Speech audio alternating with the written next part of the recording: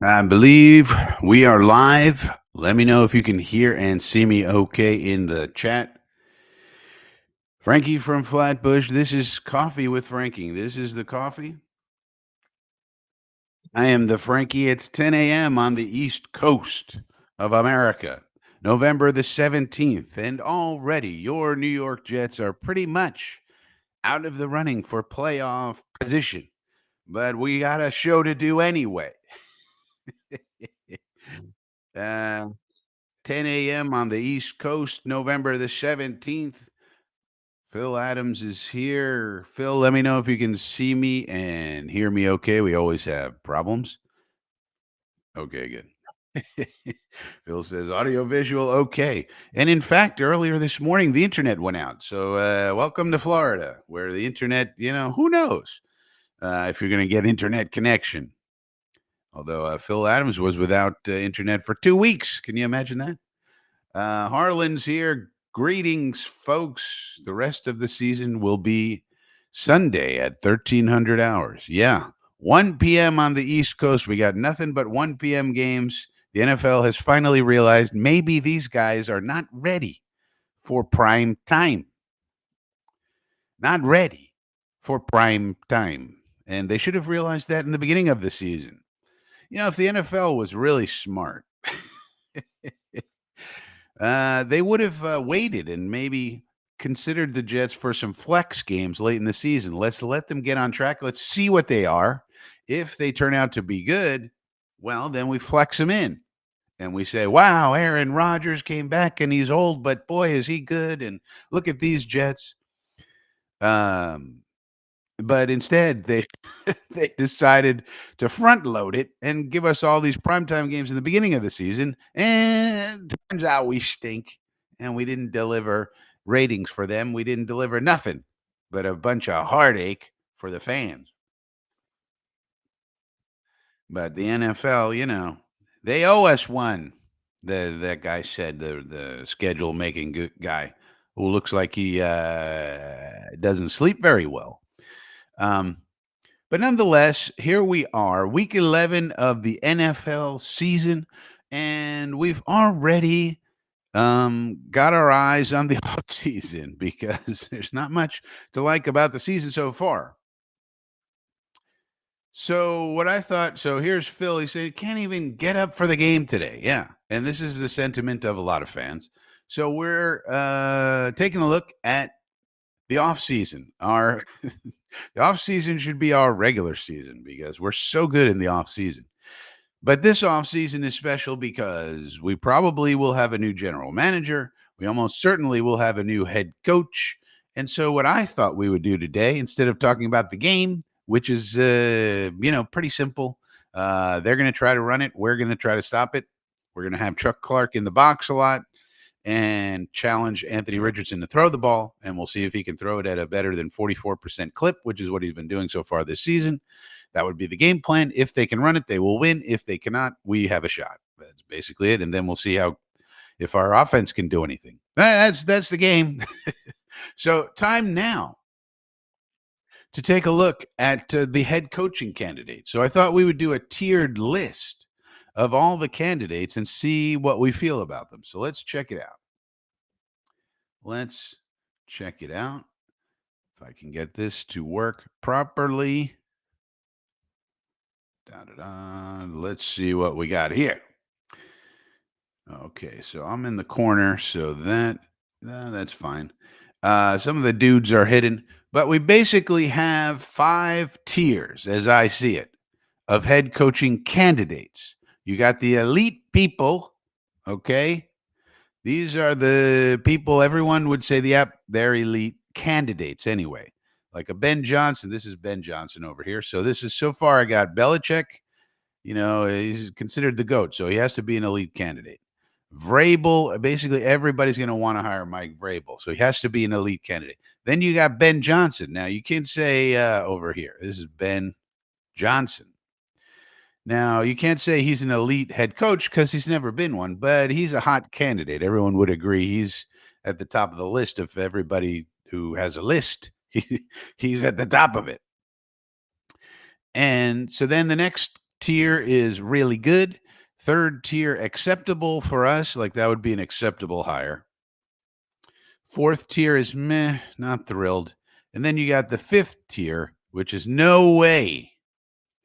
So far, we got two guys down here in the no way column. I put Adam Stenovich from the Packers, who's listed as a top candidate by Sports Illustrated, and then you got Josh McCown.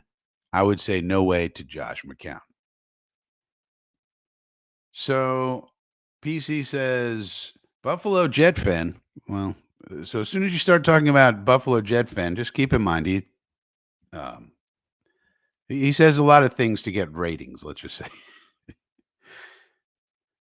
Rumor is he's checking out going to Baltimore. Well, he might go to Baltimore. He could also go to Los Angeles. His good friend is Joe Ortiz. He could go to Philadelphia. He could go anywhere pretty much he wants. So who knows? But anyway, that's not what we're talking about. So general managers, yeah, we'll probably have a new general manager, but let's take a look at the head coaches that we might want to take a look at. Now, I have in the really good category Aaron Glenn, Brian Flores, Mike McCarthy. So I don't think there's any. I mean, let me know what you guys think. Well, sorry, Phil. He's considered the greatest of all time coaches. Like, so if he wanted to come here, he would be an elite candidate for us. We're the Jets. If Bill Belichick, he doesn't want to, but if he wanted to come here, because he doesn't like Woody, remember? He doesn't really hate the Jets as much as he hates Woody, which is the Jets. But I mean, he doesn't really hate the Jets, but say he just doesn't want to work for Woody. But if he changed his mind, then he would be an elite candidate and we should be thrilled to get him. I don't care if he cheated. I mean, think about our team. Maybe we need a cheater. We can we got all the people who play by the rules and we stink. Maybe it's time for cheating. Just kidding, but not really. I mean, nonetheless, cheating or not cheating, the man is considered the greatest of all time. So if he wanted to come here, he comes here. Sorry. It would be controversial. But after a couple of months, if that he was here, the Jet fans would get their minds around it. They would get their minds around it. So Belichick in the elite level. I don't care about the cheating. Mike Vrabel in terms of this. Mike Vrabel and then Ben Johnson. Really good. This is Aaron Glenn. So like Aaron Glenn to me would be a really good hire. Now again, it would be a first-time head coach. He does have connections to the Jets. Obviously, he played for us. He's going to have other suitors. But if we got Aaron Glenn, this is him here. If we got Aaron Glenn, then I would also try to steal the assistant general manager from the Lions and pair them up and just go that way. Same thing with Brian Flores. This is Brian Flores. Now, Brian Flores might be interested because, first of all, he's from Brooklyn. So he's from New York. That's where he grew up. Remember, he went to Poly Prep Country Day School over there in Brooklyn. So from New York originally, that's where he grew up. Also has experience working for the Patriots and the Dolphins. So he knows the AFC East pretty well. And with all the things that went down with the Dolphins, where he got screwed, basically, he's the only one who came out smelling like a rose in that investigation of the owner and shady Tom Brady. Remember, they got docked draft picks, including a first-round draft pick, for what they did with the coaching and meeting on boats and this and that. But he's the only one who didn't do anything wrong. It's like what the hell? So I would take a look. I would take a very hard look at Coach Flores for sure. And if we got him, boy, that would be really good. And again, then I would probably steal the assistant general manager of the Vikings or something like that. Pair them up. Then you got Mike McCarthy. Now, Mike McCarthy's a really good candidate because obviously he has a really good record. He usually makes the playoffs more often than not, has a lot of experience, and has worked with Aaron Rodgers. I would assume that Aaron Rodgers is coming back next year, um, at least for one more year. Now, the other thing to keep in mind with Rodgers, it could be seen as a plus that Rodgers will be back because, the coach could look at it like, well, I'm going to get two bites at the apple here. Either it works out with Rodgers and we win, okay, and then he stays 1 or 2 years and we're winning, we're going to the playoffs, okay, all good. Or it completely the wheels fall off with Rodgers. Then people are going to blame Rodgers, not the head coach. They're going to say, well, this guy's too old. We got to get rid of him. So then you get another bite at the apple with a young quarterback, whether it be Jordan Travis or someone else we pick up in the draft along the way. And then we get that period of time to get that person acclimated and going. So you could look at it like this is actually a plus. And then if you think about it, our roster is really not that bad. The reason most people would say the reason we didn't win this year was, well, we had a little bit of bad luck, but also the coaching, and then we didn't fortify the defense as much as we should. So, but we have a lot of really good players. Some coach is going to look at our roster and go, you know what? Okay, Woody may be a jerk, but he's going to be gone probably for 4 years with with the Trump administration and going over to London. He's going to be out of there. Everybody says that Christopher Johnson's a little bit easier to work with, and he'll stay out of the way. So maybe, and then you look at the roster. There's a lot of good players on our roster. We underperformed this year, which means we have a lot of good players. Then you just got to get the quarterback right, obviously. But you know, somebody like a Vrabel, Mike Vrabel, might look at that, or a Flores, or a Aaron Glenn, and I think Flores in particular is chomping at the bit to get another shot at it after he was treated so badly in Miami. Um, and he's known as a taskmaster, Flores, and so is Aaron Glenn. That's what we need, and so is Mike Vrabel, and so is Belichick. Not sure about Ben Johnson, but these a lot of these people at the top are known as taskmasters, and that's what we need. We don't need a buddy guy, in my opinion. We need somebody who's going to be a taskmaster. You got to know how to block. You got to know how to tackle if you want to stay here. The basics. God's sakes, just back to the basics. So that's who I have tiered up here, and this is and in the acceptable column is Steve Spagnuolo. This is Steve Spagnuolo, defensive coordinator of the Kansas City Chiefs. I think he would relish another opportunity to be a head coach in the league, and he's also coached for the Giants already, so familiar with the New York area and things of that nature. Harlan says Aaron Glenn. Yeah. Well, Glenn, you're contradicting yourself, Harlan, because Glenn would be a first-time head coach.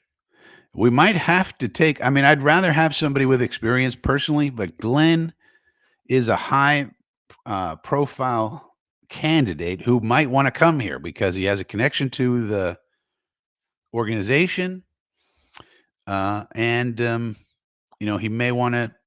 We may have to take him now. You notice a lot of these. There's only so far. Now we got all these guys to talk about on the bottom here, but Ben Johnson never been a head coach, and Aaron Glenn never been a head coach, unless I'm missing something.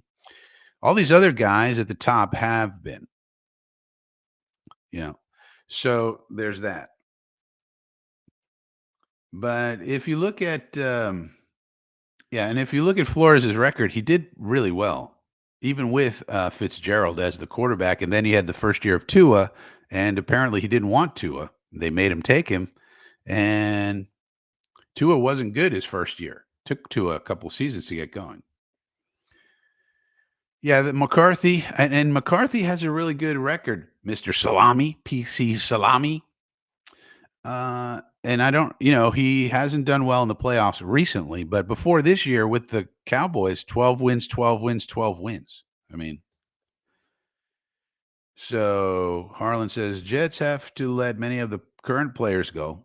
They don't have to let many of the players. They're going to let a lot of players go, but the core pieces, like Sauce is going to be here, Garrett's going to be here, Michael Carter's going to be here, Quinnen's going to be here, Jermaine Johnson's going to be here, Willie Mack's going to be here, Sherwood, we have to re-sign him. Quincy's going to be here. The entire offensive line, except for Tyron Smith, is going to be here. We just need one because Olu's going to replace Tyron Smith. We just need to either draft one or sign Morgan Moses, or draft one and sign Morgan Moses. The offensive line is intact. Brees is going to be here. All the running backs are going to be here. Basically, the entire wide receiver core is going to be here. Devontae is going to be. I mean, that's a lot of players, man. and they're not winning now because of the coaching. Like, these are great players for a lot of them. What the hell?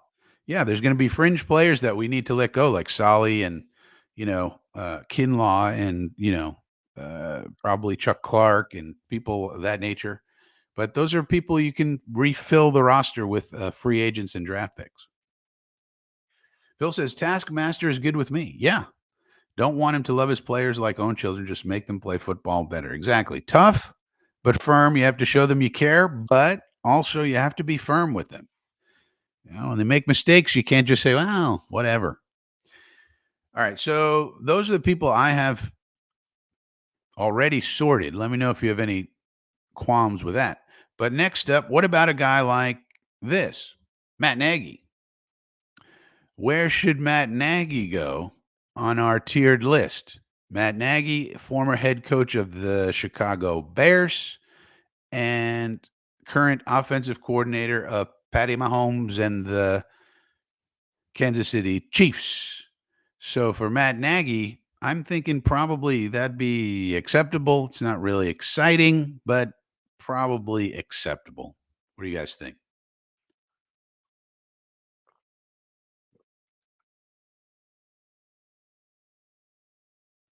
This is the audience participation part of the program.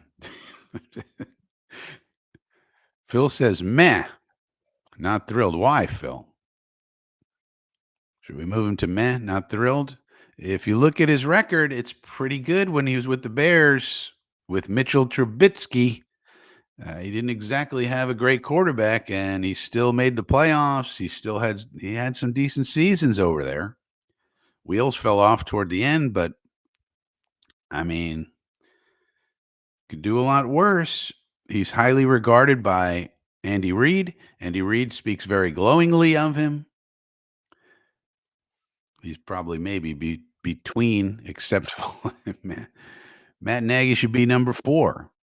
I think you guys are going off of reputation, but we'll drop him in meh. All right, so let's go to the controversial one. This is all Sexy Rexy. Now, I don't think he's going to be a no way for Sexy Rexy. Probably not going to be a not thrilled. It's probably between acceptable and really good for Rex Ryan. Now, Rex Ryan has coached as a head coach 8 years in the NFL. 2 of those were winning seasons, 2 out of 8.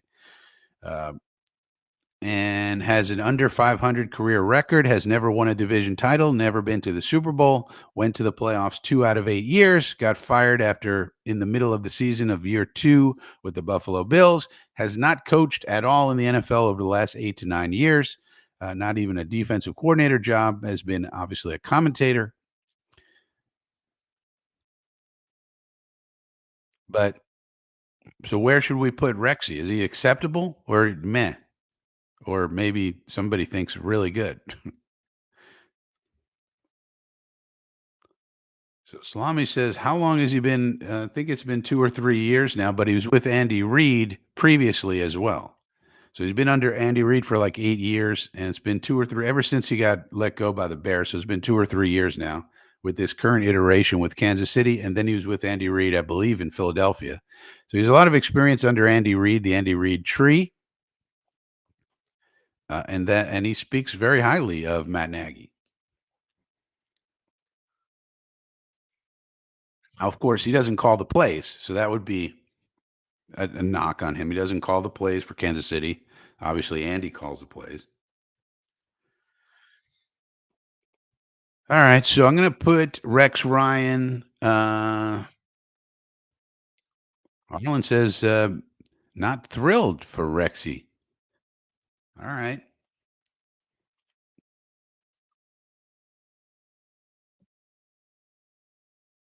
I'm going to drop him in 4. I'm not hearing any other feedback. I'm less high on Rex right now. Rex, would I be? He's not in the no way category, but I think I'd be pretty disappointed if we went uh, with Rex Ryan.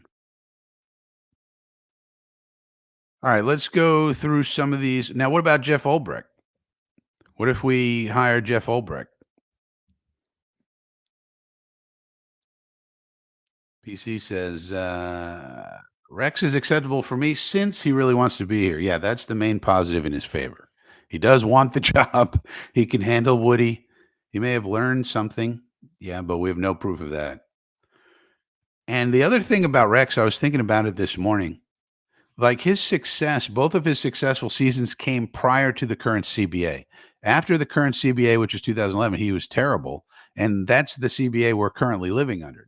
Now maybe he did learn something doing television, but I'm not so sure about that. He hasn't been in a building in 8 or 9 years. Nobody wanted to hire him. He's interviewed for a couple of DC jobs. Nobody's hired him. And so, yeah, maybe he learned something, but how do we know? Uh, I mean, what we do know is that he inherited a loaded team from Eric Mangini. Went 9-7 the first year, then won 11 games the second year, and then every season after that was 500 or below. So, and the most important thing about that is that 2011 is the watershed year for the Jets and for the NFL regarding, the collective bargaining agreement, which governs the clubs now. It's the modern era, and he has no track record of being successful in the modern era of NFL football. Phil says for the brick, 4. Love him, but he's solid 2.0. Yeah. Plus, I think he needs a little more seasoning. I don't think he's ready. I don't think he's ready. Somebody should hire him as a DC. Let him get more seasoning as a DC, and then eventually he will be ready. But I don't think he is ready, and I don't think he's ready for us. And also, we probably need a change, a clean sweep change. And Brick is not going to be a change. He's more of the same. He's basically solid 2.0, like Phil's saying. PC says, "Yeah, I agree. Pass on Brick." Harlan says, "All Brick is good DC. However, yeah, been able to get to play any better. Yeah. And plus, I mean, what that was just a stupid thing that Woody did. When I saw that news come through, I mean, if you were going to fire Sala, I would have been fine with firing Sala, at the end of last season or at the end of this season. Firing him after 5 games was just so stupid. And then you bring in Ulbrich, and Ulbrich's basically the same thing. He's solid junior. So how's that going to work? All right, so I agree with that. So that would be maybe we put Brick in no way. No way. We don't want solid 2.0. All right, what about this name? How about Cliff Kingsbury? Now, Cliff Kingsbury, offensive mind. He's worked with Patrick Mahomes at Texas Tech. He has worked with Caleb Williams at USC. He has worked with Kyler Murray over in Arizona. And now he's working with Jaden Daniels over in Washington. So he has quite a track record of sort of like quarterback success, though he didn't have great success in Arizona. That kind of fell apart at the end. They were okay and kind of getting where they needed to be. And then Kyler had his problems in the playoffs and they got rid of him. And then Washington, now he works on the Washington commie staff with over there with Dan Quinn.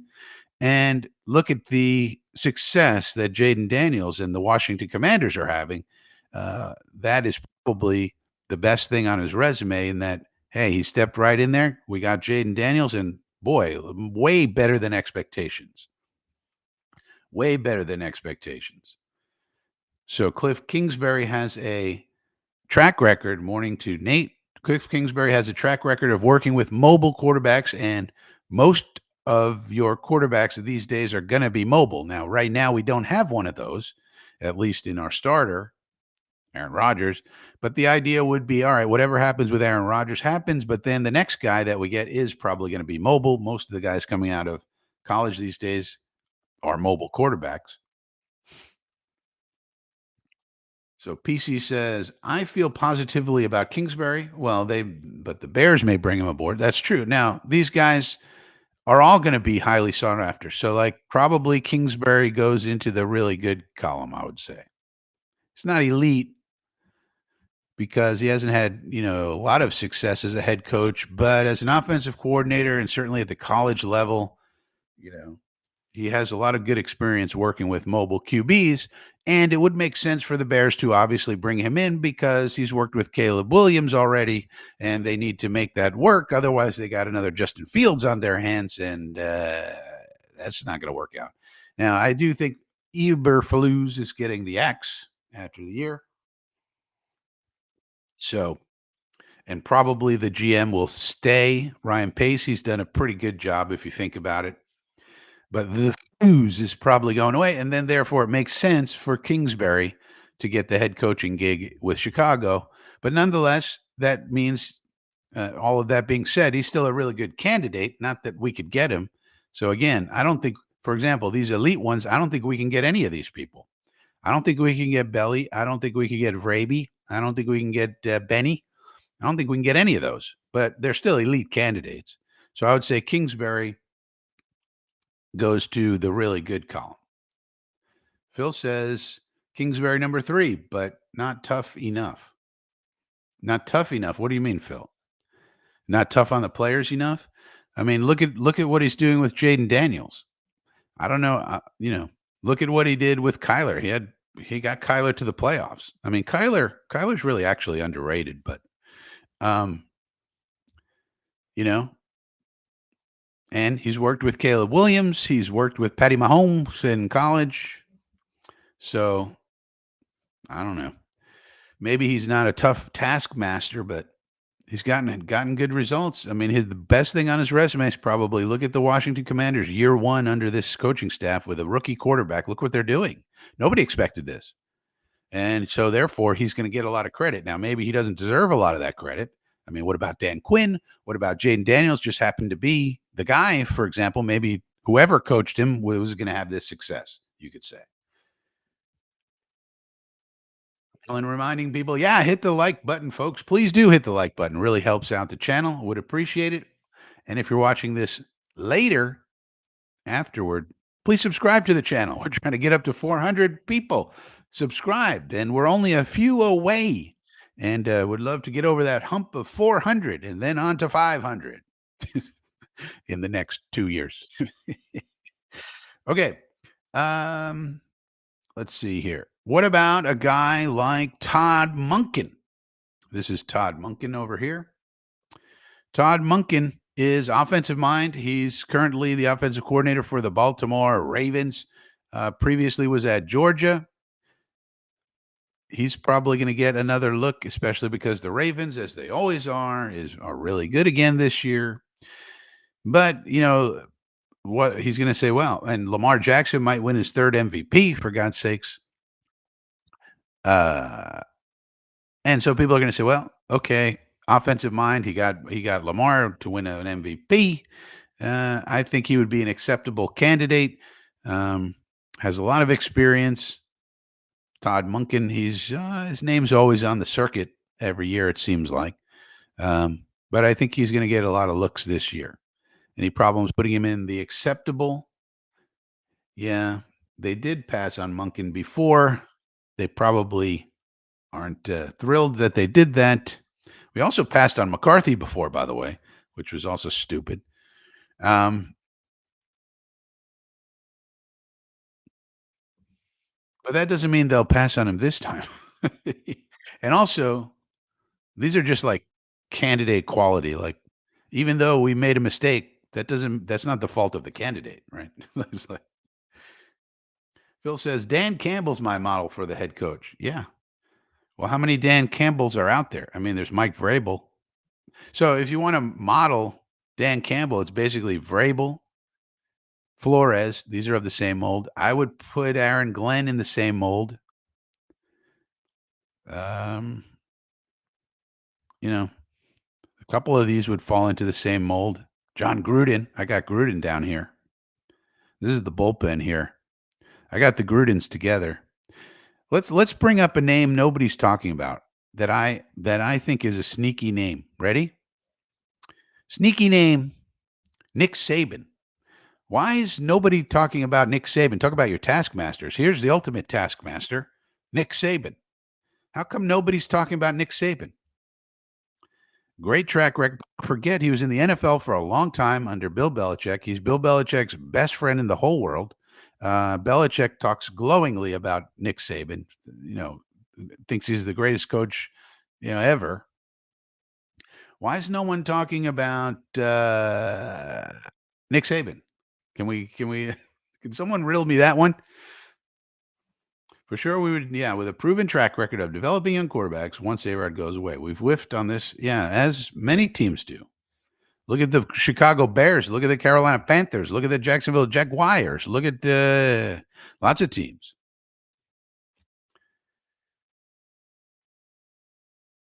Yeah, we got Adam Gase. We could have had Mike McCarthy. We went for Adam Gase, ladies and gentlemen. That was Christopher Johnson.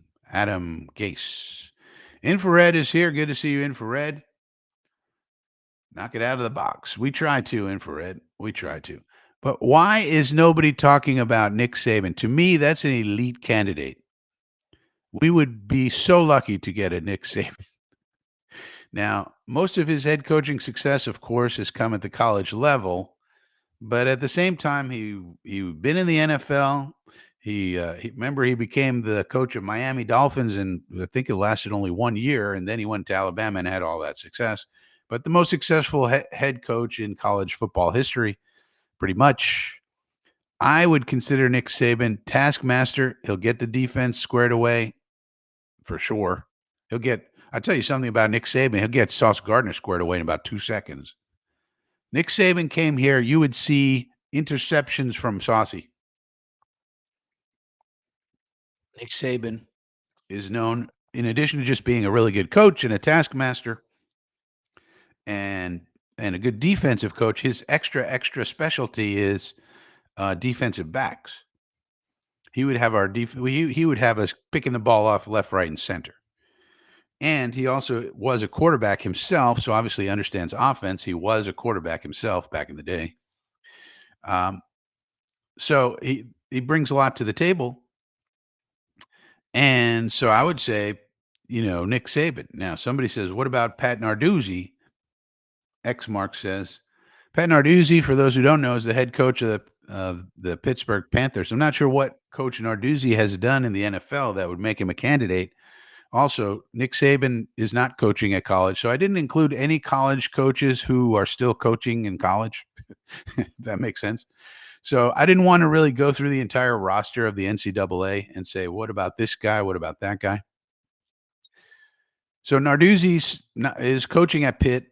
I don't know what ties he has to the NFL, really. And Pitt is not a huge school. I mean, they're huge in their own little, they're an ACC school. And he's generally regarded as a good coach. They produce, a fair number of NFL players. So for the size of school they are, it's good. But I wouldn't be high on Narduzzi. But I will say though that when I was looking at this, I excluded all of the currently employed college coaches because I did not want to go through 150 schools and say, what about this guy? What about the guy from Indiana? What about the guy from, what about Kirby Smart? What about, Ryan Day? We could have included Kirby Smart and Ryan Day and, those guys. But so they're excluded because there was already too many. Green Fiend NYJ says, I feel like he's too close of friends with Bill to come to the Jets. Maybe. Well, obviously, Belichick would warn him about Woody, so that would be a negative. It's not really about coming to the Jets. It's about working for Woody. That's the annoying thing. But I wouldn't be mad if they kicked the tires. I think you got to talk to the man. I don't understand. I mean, he's an elite football mind. And he's of an age he may want just 5 more years. Let me go out on, let me try and see if I can win a Super Bowl. He has every other accomplishment you could want in terms of the college level. And then he's coached at a high level obviously, in the NFL, but he has not won an NFL Super Bowl, obviously. So, he may just give me 5 years. Maybe I could get 1 or 2 Super Bowls out of it. And, that's call it a coaching career. But yeah, Belichick would definitely warn him about Woody. But again, maybe we catch a break and maybe he goes, you know what? Woody's going to be in London. Woody not going to be here. Whatever it is about Woody, and maybe it's this irrational nature, but I mean, Woody does not seem like some monster to work for. But then again, Bill Belichick knows everything and everyone in football, NFL football. He's been in the NFL for 50 freaking years, 50, 5-0. freaking years. And so if Belichick's saying this guy is not someone you want to work for, that's going to carry a lot of weight with people, and especially with his best buddy, Nick Saban. And not to mention Bill Belichick, if he goes to, let's say, the Cowboys, which is where I anticipate he will go, if he goes to the Cowboys, he's probably going to want to bring Nick Saban along as his defensive coordinator. Why not? That's his best friend in the whole world. Let's ride, man. Let's get the band back together. Harlan says Nick Saban knows how to choose a good coaching staff. Yeah. So there you go. That's true. Now, college is a lot different than the pros, obviously, and Alabama, in the Saban era, once he started having success, obviously you can recruit the best players in the whole country, and their roster was obviously stocked full of amazing players, and their whole team basically would get drafted every single year. So he had a little bit of an advantage that way. There's not the same kind of, salary cap and constraints and things of that nature that you have in the NFL. So he could request recruit all the five stars in the world, and the whole team was just stock full of talent, left, right, and center. Christopher Markovich says, "GM, good morning. PC, how long was Saban working on? Well, he worked for him in Cleveland all those 3 years, and then I'd have to look at the history, but he was the DC in Cleveland for those years." X Mark says, "Do you think any members of our coaching staff front office survive a new GM hate?" Yeah, probably some members of our coaching staff. I mean, it depends. We have some decent coaches in the lower levels. Like Aaron White Cotton. I wouldn't necessarily get rid of him. Um, you know, Coach Rudy is thought of as a good linebacker coach. I wouldn't necessarily get rid of him. Probably everybody in the offensive staff, though, is probably going. Although Sean Jefferson is a good coach. We might keep him. There's only so much. Coach Jefferson, Coach Deuce, Tony Deuce. They're not making the decisions. They're just coaching up the position. So you might keep them around. I would get rid of Brant Boyer, though, immediately. All right. What about the paper boy, Kellen Moore? So Kellen Moore is someone who's thought of as a very bright offensive mind. Worked a long time for the Dallas Cowboys. Everybody thought he's going to be the next head coach of the Cowboys, but instead they got rid of him. And now he works for the Philadelphia Eagles on Sirianni's staff. They're having a lot of success. So people are saying, what about Kellen Moore, the paper boy? Looks like he's about 14 years old, former quarterback for the Boise State, I think, back in the day, left-handed quarterback. I would think Kellen Moore probably goes on the really good tier. He doesn't really have any ties to us, so I'm not sure how realistic it is, but I think Kellen Moore would be in the really good tier.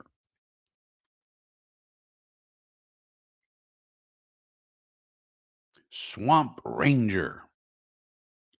Frankie, do we really know that Ben Johnson would be an elite head coach? We already went through this. Um, so he's an elite candidate. These are candidates. He's a hot name. We don't know. He has no head coaching experience, so of course we don't know. But he's definitely an elite candidate because every cycle everybody wants to talk to that guy. Says Goff's numbers are not that great, but I think it's kind of risky. Yeah. But again, we're the Jets. If we had a chance to hire Ben Johnson, we should do it in a second because most of these great candidates don't want to come here. So of course it'd be risky. He's never been a head coach. And that's been part of our problem over the years if you think about it. But these tiers are just like who are the elite candidates, not the elite necessarily head coaches. Ben Johnson, we don't know. Aaron Glenn, we don't know. Uh, you know, some of these guys you just don't know. But these are just like tier listing the candidacy of some of these dudes. But I personally would want a guy with some experience. Like my preference on these guys, Belichick's not going to want to come here, but like my preference would be Vrabel number one, Flores number two, probably. then maybe McCarthy 3 and Aaron Glenn 4. Or maybe I could be convinced Glenn should be 3, then McCarthy. And I would talk to Nick Saban. Like Saban would be up there with Vrabel, in my opinion, if he would, if we could talk to him, if he would take the interview. So this is really though about what kind of a candidate are they relative to us or relative to head coaching positions, really. Harlan says, Coach Boyer got to go. Yeah, I agree. He's coaching cowardly. We can't have any cowardly coaches. So one of the things that I've talked about in previous videos, we have some new people here like Swamp Ranger. Um, and one of the things we need to do is think about this quote from Mike Tomlin, who said, you never want to run toward comfort as a coach. They were interviewing him, and they said, and he said, every week I'm pretty much terrified that I'm going to be exposed, and that we're going to be. And they said, really, with your resume, every week you're terrified that you're going to be exposed as a coach. And he goes, well, I don't, you know, me relying on my resume would be coaching in comfort. You can't coach in comfort. You have to be uncomfortable as a coach. And he started talking about being able to get the best out of players who don't necessarily have all of the talent. They're not elite talents, but you can get something out of them. They can play a role on your team in some way, shape, or form. And you can't just rely on having elite players all over the place. That's coaching in comfort. In terms of Coach Boyer, what that means is let's take a kicker. Let's prefer a kicker who can kick the ball out of the end zone on kickoffs, because we don't want to necessarily coach kickoff returns. Because if a kickoff return gets returned for a touchdown, who do they blame? The coach. Whereas if you get a guy who misses a field goal, who do they blame? The kicker. Right. That's essentially what's going on with Coach Boyer. That's not what I want. I want a coach who doesn't care about any of that. If we can get an accurate kicker, and that means he can't reach the end zone on kickoffs, but that means I have to coach the kickoff return team to make sure that they don't run it back. That's what I'm going to do, because I want the guy who can make the most field goals. That's what I want, and extra points.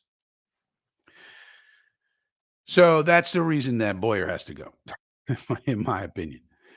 House of Red Wine I say Cliff Kingsbury is your guy's best option to try to build a quarterback friendly environment.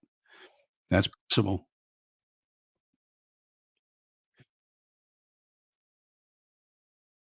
That's true.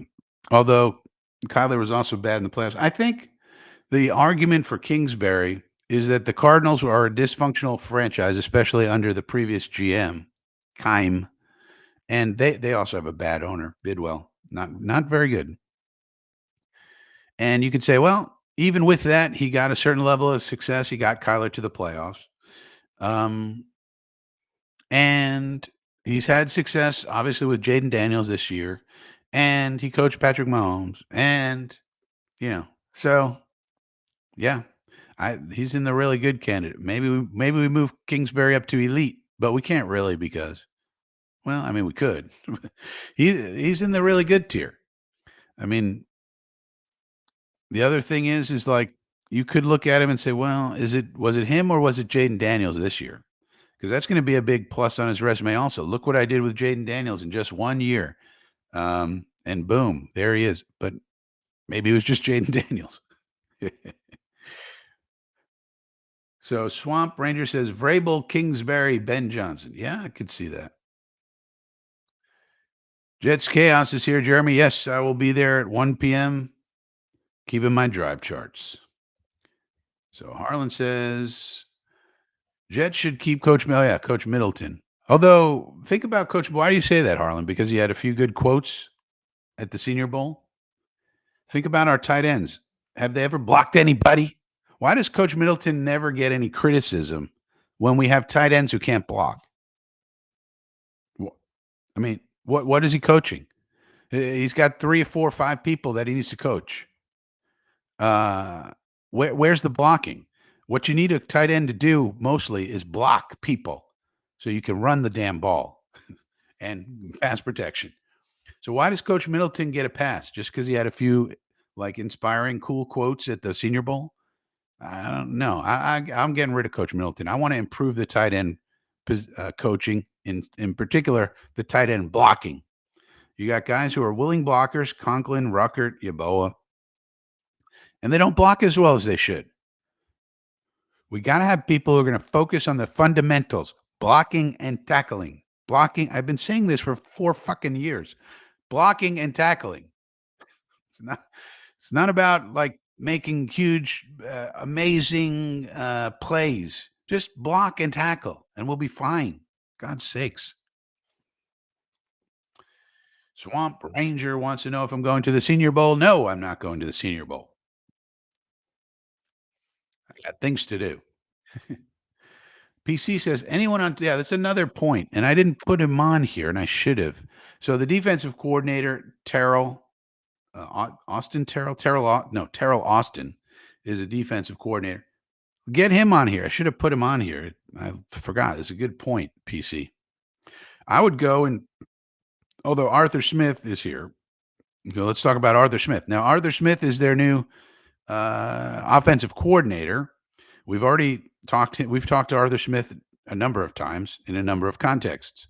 He obviously was the offensive coordinator under Vrabel for Tennessee, and they had a good offense when they had an offensive line, mostly running the ball. And then he went over to the Falcons, and he didn't do as good a job. Didn't have a quarterback really, and now he's the offensive coordinator of the Pittsburgh Steelers. So he's not like a Tomlin loyalist. It's his first year with Tomlin. Um, and their offense isn't exactly explosive or isn't exactly putting up 30 points per game. They're mostly winning, but they are winning. And so you could say, well, maybe he's managing that quarterback position as well as could be managed to get them to friggin' win. So I would put probably Artie Smith in acceptable range. Artie Smith in acceptable range. And but would he want to come here? Probably not. I would say he's probably going to have more interviews this year.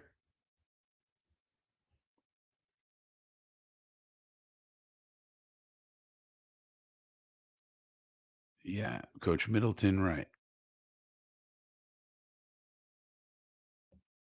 So Richard from Jersey. Richard, man, I mean, you may want to consider, something to decrease your horniness level. I don't know what that would be, but you may want to calm down, Richard, just a little bit about somebody wearing a dress on television. All right, let's talk about my Gruden's theory. We're getting a little late here. I don't know if we're gonna get through all these dudes. Um, what about my Gruden's theory? We got Jay Gruden here. We got John Gruden here. Now, as we all know, John Gruden has a problem. He's suing the NFL. And if you want to talk to John Gruden, you got to get permission from the commissioner and so forth and so on. We're all familiar with John Gruden. Had success, won one Super Bowl with the Tampa Bay Buccaneers back in the day. His brother is Jay Gruden. Jay Gruden's been a head coach for the Redskins. Well, back in the day, they were the Redskins, and has good is an offensive mind and generally a decent reputation as an offensive mind. My theory is you try to hire Jay Gruden and then you hire John Gruden as a special assistant and you get the Gruden combo. You get two Gruden minds in the building for one. Now we would have to work it out with Roger Goodell, and he'd have to drop his lawsuit and all these things. But that would be a way to get some coaching talent in the building that you otherwise could not get as a New York Jet organization. So I would put the Gruden combo myself because I like the idea of the combo platter as acceptable. Now, some people don't like John Gruden. Some people say, well, that's not, well, that's a little bit far fetched, which it probably is, but I like my Gruden combo plan. Yeah, and is he? So you can nitpick Gruden's record, and it wasn't great, but they also had Matt Mayock picking the players, and a lot of those players were not good. It turned out a lot of first round busts. But again, I think we have to look at creative ways to get good offensive minds in and just football minds in our building. Offering Gruden a way back to the NFL could be a way to do that. And Jay Gruden would be the head coach, and John Gruden would just sort of be special assistant. So you get the Gruden combo. Harlan says no. Well, I'm putting him on acceptable. PC says I would want to wait a little bit on Smith. Arthur Smith? Still too soon for him to get back into the hot seat. I think it's good to have a couple of years of failed coaching gig. Yeah, Artie Smith, he's acceptable. He probably, I don't know what he would want to do. He probably likes working under Tomlin. You know, does he want to get back into the head coaching? He did seem like it was wearing him down at toward the end there. He's having some testy press conferences as that job can wear you down. It's tough. Remember, the head coach has to talk to the press 4 times a week. That's a lot. 4 times a week, you got to go in front of those wolves who are trying to kill you.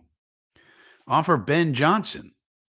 I don't think Ben Johnson wants to come here. Ben Johnson has already put out through his agent that he's going to be very selective. Even before the cycle gets started, his agent is putting out through the media. Oh, by the way, Ben Johnson's going to be extremely selective. I think what he's trying to say is he's not coming to the Jets. Uh, so what about all right, let's quickly run through the rest of these names. You got Frank Smith. This is Frank Smith, offensive coordinator of the Dolphins. I think we can put him in the category number 4. Anthony Weaver. This is Anthony Weaver, the defensive coordinator of the Dolphins. He comes from the Ravens. He needs probably more seasoning. He's getting really good reviews as the DC of Miami, but he's probably not ready. Darren Rizzi of the Saints. He's probably a no way. He's the one who got the job after Dennis Allen. He's taken over there. People really like him, but he's the special teams coordinator, so probably not. This is Cliff Kingsbury, not Cliff Kingsbury, Clint Kubiak, another KK guy. Clint Kubiak, he's probably not ready. Put him in the men not thrilled. This is Drew Petzig. He's the offensive coordinator of the Cardinals. He has an interesting background, and the Cardinals are doing so well that their coaches are going to get picked up probably quickly. So he'd probably go into the acceptable. This is Bobby Slowick, offensive coordinator for the Texans. Main thing on his resume is, of course, the development of C.J. Stroud. He'd probably be a really good candidate for us. Then you have Joe Brady, Shady Joe Brady. He has only had success with 2 quarterbacks you may have heard of, Joe Burrow and now up in Buffalo with old Josh Allen. So those are elite quarterbacks, but he'd probably be acceptable. Liam Cohen. This is Liam Cohen. He's currently the offensive coordinator for the Buccaneers. Came from the Rams and Sean McVay, but now he's with the Buccaneers and Baker. And this is Ijiro Evero, who was a hot candidate at one time, but has kind of fallen off. He's a defensive coordinator type. So I'm going to put him in the category number 4. So out of those, that was sort of like the rapid fast track round. Any qualms with those pairings now? Look at this rankings. This is pretty good. Got most in the middle. This is almost like a perfect distribution. Pretty close.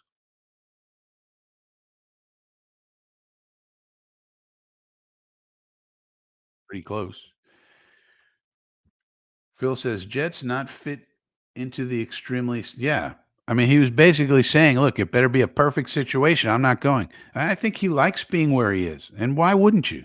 You work for Dan Campbell. You got a solid quarterbacking situation. You got a solid team situation, probably going far in the playoffs this year. And maybe they make the Super Bowl and you're a hero because the Lions, I mean, think about it. The Detroit Lions are really the model we should be striving for.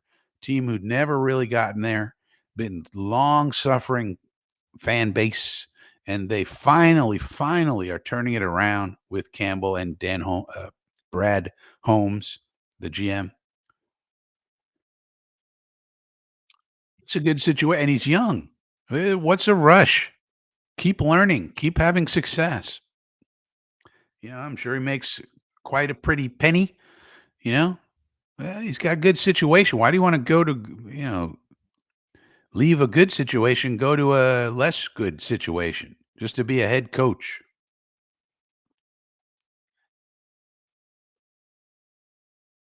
So PC says, I don't see how we get the NFL to let us. Well, we have to start politicking. Woody should be. I mean, if this is the thing I don't understand with Woody and the being in the administration and being an ambassador, like you should be using that opportunity to become good at politicking. Just politicking in life, and let me talk to this guy. Let me do a favor for this one. This one will owe me. Let me go talk to this person. Let me do a solid for that one. And so that when he goes and talks to Roger Goodell, for example, saying, "Hey, we want to talk to John Gruden. What would the path look like?" There would have to be a lot of concessions by Gruden. First of all, he has to drop his lawsuit. Second of all, he probably has to put out a statement. Third of all, he probably has to go to some BS counseling thing so he could say he's gone to this sensitivity training or something that the NFL wants. He's going to have to do a lot of things if he wants back in, probably. But Woody should be talking to Goodell and saying, "What does that look like? Is that enough? What if he drops a lawsuit? What if he does this? What if he does that? Is that enough?" And maybe it is no. Maybe Goodell tells him, "Nope, no way, not happening." Okay, but on the one hand, you know, there's a lot of lawyers who say Gruden actually has a really good lawsuit against the NFL. That lawsuit, and it was recently said it can proceed in court. And there's a lot of lawyers who've said actually Gruden has a case against Goodell in the NFL. So Goodell in the NFL may not want that case going forward. Bad PR, and who knows what happens in discovery, et cetera. And it may be enough to say, you know what, if he does these things, if he drops a lawsuit, if he puts out a statement, if he goes to sensitivity training, does other things, I don't know what, then okay, that may be enough incentive for them to let him back in. Because a lot of because and this was recent, within the last couple of months, the judge said the lawsuit can go forward, and a lot of lawyers have said this is bad news for the NFL. Now, I'm not a lawyer, I don't know, but if it is, then they may go, you know what? Okay, as a way, and he's not going to be on the sideline. So we come back and we say he's not going to be on the sideline. He's not going to be doing conferences. He's just going to be a special assistant for us. No one's going to see him. He'll be up in a box somewhere. Not going to have to see him at the podium and all that. You're not going to see him, and it's a pathway. That's why I like the plan. uh, Vrabel, Gruden, and Rex can handle the press. Well, Rex is a clown. I don't know if he can handle the press as much as he's a clown, so he performs like a clown. So Jeremy says, "Oh, rumor mongering. Woody owes Trump a favor. Don Jr. might be." Well, Woody owes Trump a favor for the UK gig. Trump probably owes Woody a favor in that Woody probably gave a lot of money. That's how it works. Richard, you may want to take a look at caps lock on your keyboard and click in that one. All caps is not generally respected on the internet, Richard. May want to undo the old caps lock, Richard. What do you got to make Vrabel? Yeah, now Vrabel comes from the Belichick stable, if you think about it. Now, he was, as far as I remember, was not a coach under Belichick, but of course was a player under Bill Belichick. So he comes from the stable. So, of course, Belichick's going to get in his ear about Woody also. But again, Vrabel is his own man. He may not care too much about that. He may say, you know what, looking at all these rosters, looking at the situations, this is the best one, or this is something to consider at least. But yeah, and Vrabel, now with Vrabel, it's like, okay, if it were me, the price is 20 million. I could tell you what the price is already, Phil. because Sean Payton makes 18. Sean Payton's the highest paid coach. Used to be Belichick at 15. Sean Payton, the Walmart family went crazy and said, "We got to have Sean Payton," and they paid $18 million a year and draft picks to get him. Remember, they had to trade for him from the Saints.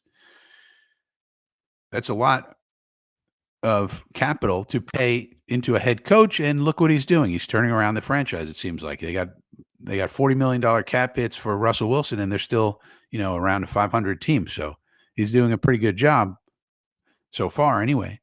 So the price for Vrabel then is going to be 20. The price for Vrabel for the Jets is going to be 20. Maybe 18, maybe 17, maybe anywhere from 15 to 20 million. Does Woody want to pay that? I don't know. Only Woody knows. But the other thing with Vrabel is you probably have to tell him you get to pick your GM. It's probably a combo. In this situation, if you want Vrabel, then you got to give him power in addition to money. You got to give him money, and you probably got to give him power. The way to give him power is you get to pick your GM, whoever you want. Who do you want?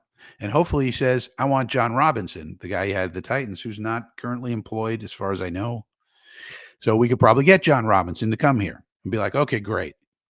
And we pay him whatever the going rate for general manager is. And now Vrabel has his money. He has his power. When I say power, I mean power over personnel decisions, because Robinson will pretty much, if there's a conflict, if there's if Vrabel wants this guy, but scouts are saying this, he'll probably go lean toward Vrabel and keep the guy Vrabel wants. Now, to me, that's not. I don't have any problem with that. I don't have any problem with that. You want John Robinson to come here? You want Mike Vrabel to come here? No problem. I don't care. That's fine by me. But all of that may not even be good enough for Vrabel, because he could maybe get that somewhere else where Woody's not the guy in charge. So I got that's the price, though. It's going to be anywhere from 15 to 20 for Vrabel. He's top of the market. Same thing with Belichick. Same thing with Johnson may be less because of first timer, but those two are going to be in the 15 to 20. You got to be willing to pay. That's a lot of money to pay a coach, God's sakes. And some owners are willing to pay it. Obviously, the Walmart people were willing to pay Sean Payton 18. They have more money than God, so God bless them. But a lot of owners are not willing to pay that. We have not shown a willingness to pay top dollar for coaches. I would, and I would pay every coach on our staff top dollar. I would want the best coaches possible, because there's no salary cap on coaches. I would want the best. And our offensive line coach, I will pay you whatever top of the market is. I'm going to go above that. I want the best offensive line coach. Can I steal Jeff Stoutland from the Eagles for just money? Probably not. They're not going to let you talk to him.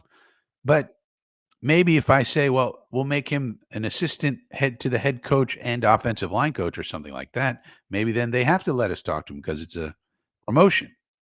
We're going to have to get creative. Like, what if we go to, and Vrabel or whoever the head coach has to be on board with this course, but what if we say, okay, Eagles, we want to talk to Jeff Stoutland to be the assistant to the head coach and offensive line coach. Can we get them to give us permission? I don't know, but it's worth trying. Definitely worth trying. X Mark says there's an up-and-coming coach in Michigan coaching high school ball. Yeah, right. Adam Gase. And you notice nobody hired Adam Gase. He had to go to high school level. He's not even coaching in high school, I don't think.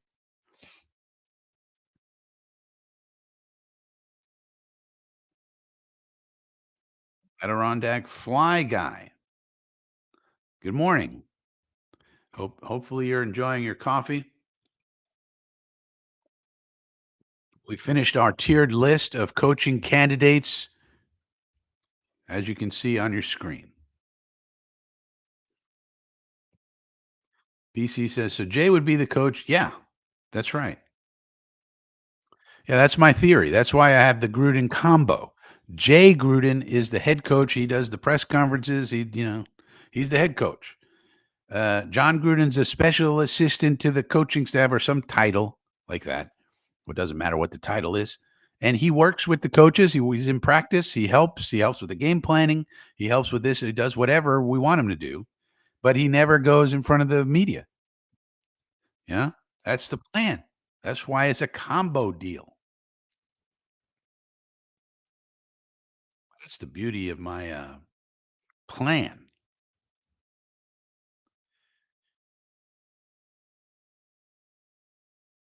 I'm trying to get caught up on these. All right. Well, there you go. Um, that is the tiered list of coaches. I think we did a good job. I think we did a pretty good job with these coaches. We got them tiered. So now we know whoever we hire, we'll know who to be disappointed by, who to be thrilled by, etc. I think we did a really good job. I think we did a really good job. All right. Well, any other cues for which I can provide an A, let me know. Otherwise, we'll call it quits for the day. I will be over at the Green Bean channel with Jets Chaos named Jeremy and anybody else who drops in. I don't know if there's other people dropping in. Gunny might drop in. I don't know. Dom C might drop in. I don't. Yeah, I was going to do a one for Jets. Jeremy says, now do the GMs. GMs is harder, obviously. Uh, I might do GMs. The problem is that you'd have to take the first way you do it is, and I was just looking for my green book, and I think I lost it in the move or something. You have to take your green book.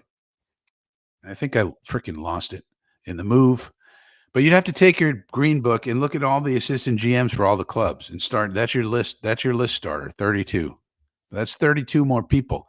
Then you got to look at the pro personnel people. Then you got to look at the directors of college scouting. Then you got to look at all the unemployed people that are on TV. Uh, so it'd be a huge list. And plus, I think I lost my green book. It used to be around here somewhere. I think I lost it. Um, so I don't know if I'm going to be able to do that. Yeah, so if you're watching this later, subscribe to the channel. We're almost at 400 people subscribed, if you can believe it. Let's get it up over 400. Like the video as we're ending the show today because liking the video is very helpful.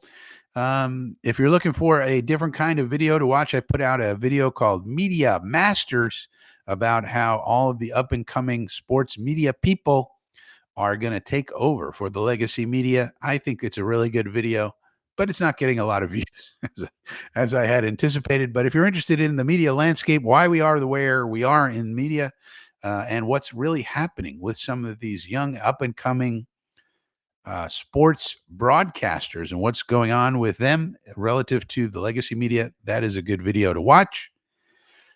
And with that being said, I'll see everybody at 1 o'clock over on the Green Bean channel for the watch party. Jeremy will be there. I'll be there. And we'll see if we get any effort on the field today. Effort and execution would be good. So I'll see everybody